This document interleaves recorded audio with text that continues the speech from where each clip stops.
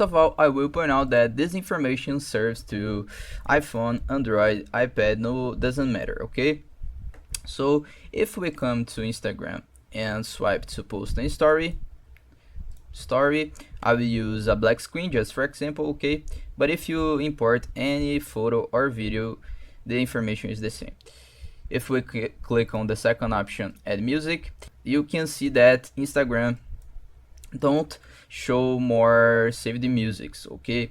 And yes, Instagram disable this option, okay? So if you want to add a music, you need to search for the name of the music, okay? So if I want to put this one, just for example, Shine, I need to search and click on the music to add to my story, okay?